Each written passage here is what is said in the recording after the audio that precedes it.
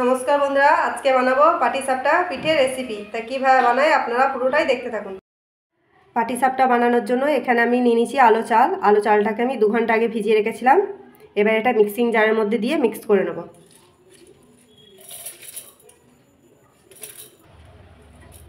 আর এর মধ্যে কিছুটা দুধ দিয়ে দেবো।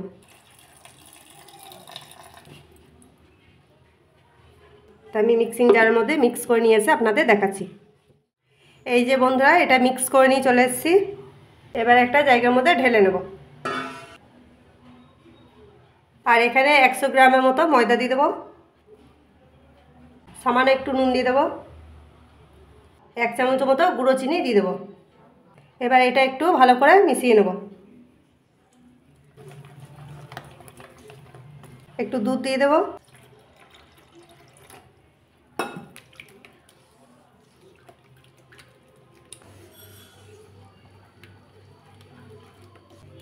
এটা সামান্য একটু বাটির মধ্যে ঢেলে নেব।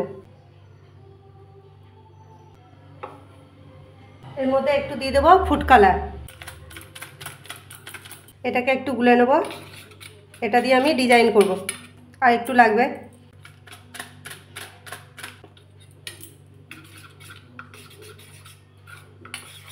এই যে বন্ধুরা, ব্যাটারটা আমি ভালো করে গুলে নিয়েছি।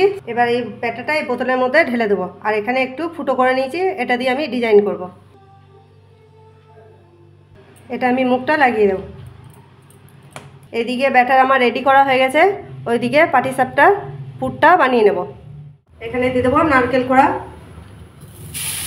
আর দিয়ে দেবো খেজুরের গুড়। ভালো করে একটু মিশিয়ে নেব। 2 চামচের মতো পাউডার দুধ দিয়ে দেবো।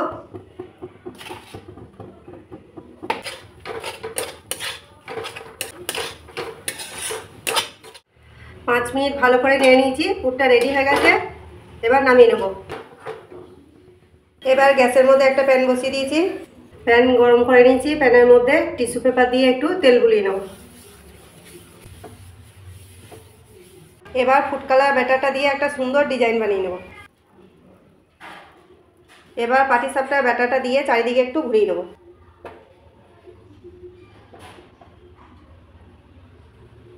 এবার পাটিসাপটার উপরে নারকেলের পুরটা দিয়ে দেবো। এবার এটাকে ভালো করে রোল করে নেব।